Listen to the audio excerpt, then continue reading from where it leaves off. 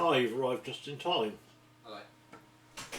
Here you go. It's the story that just won't go away, with outrage sparked across the nation as banks dogmatically push what seems to be their own political agenda.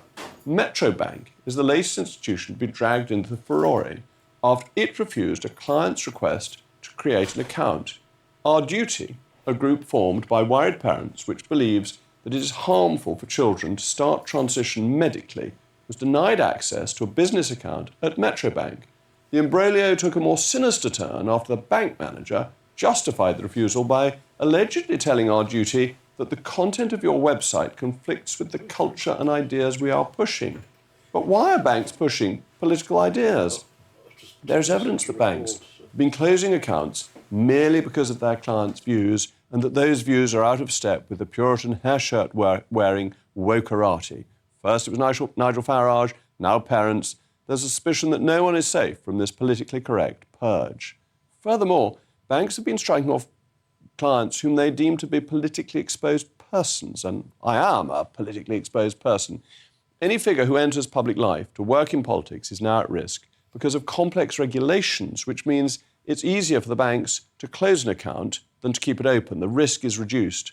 So it's a combination of government regulation and wokeness which is becoming a threat to freedom of speech.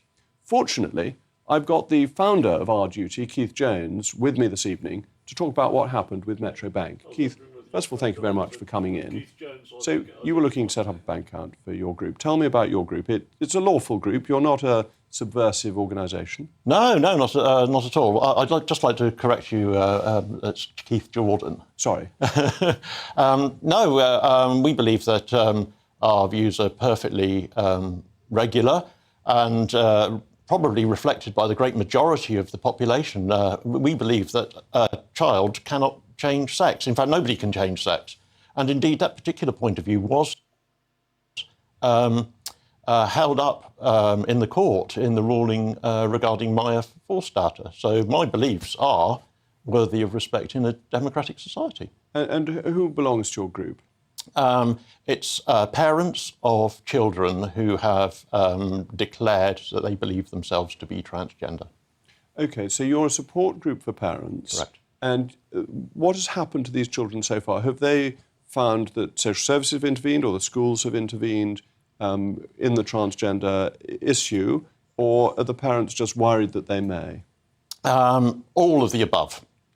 We have a great number of members, some of whom had their children transitioned at school without their knowledge, all the way through to people, parents whose children have completed the process and have lost secondary sex organs, primary sex organs, and everything in between.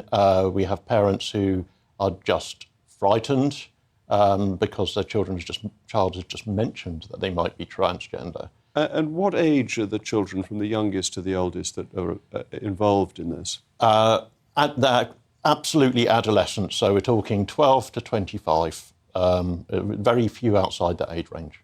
Sorry, what's the youngest? 12. 12. OK, so it's secondary school pupils who go into school and they say that they identify no longer as their sex they were born, but something else. The school or social services jump on it, or parents are just worried. You're a support group, really, to help them.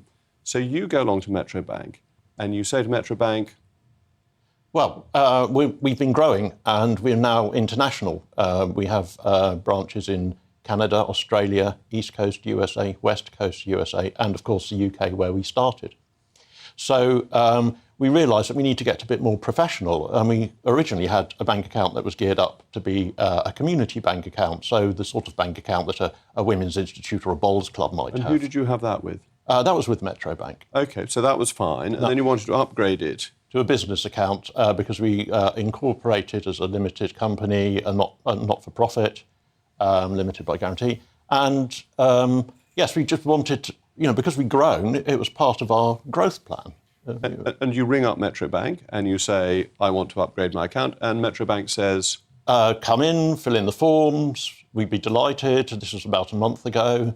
So I went through the whole process, spent a lot of time filling in the forms, answering questions, about, where the money comes from. It's all donations. It's all small individual donations. So they did all the proper money laundering checks. Those were no problem at all Exactly. because you're small donations. And then somebody rings you or you ring them? They ring me. And they say... I'd like to talk about your account opening. And by this point, we'd already signed the mandate, so I was thinking they're just dotting the I's and crossing the T's at this point.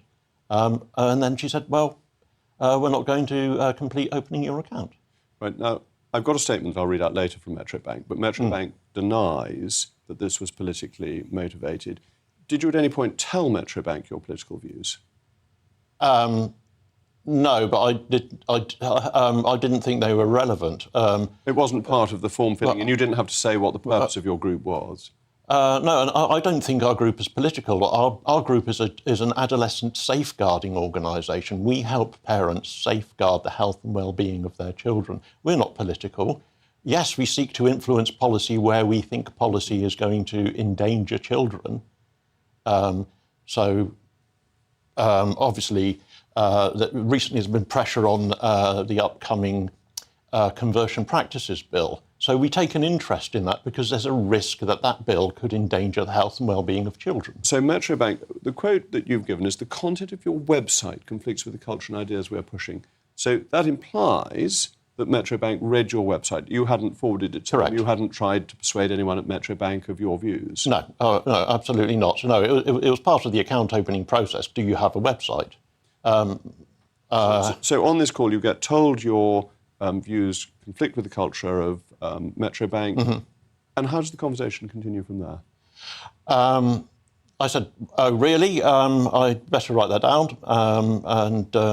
She then told me that she had LGBTQ affinity groups in the bank, which suggested to me that they had influenced the decision-making process.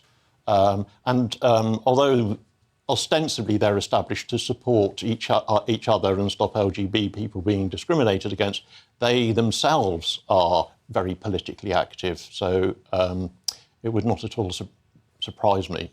And are you looking at any other banks? Yeah, obviously we need a business banking account for our limited company, and we'd be delighted to hear from any prepared to host us. That's an excellent point on which to finish, Keith. Thank you very much. If there is any bank out there that is looking to advance freedom of speech, you've got a customer. Metro Bank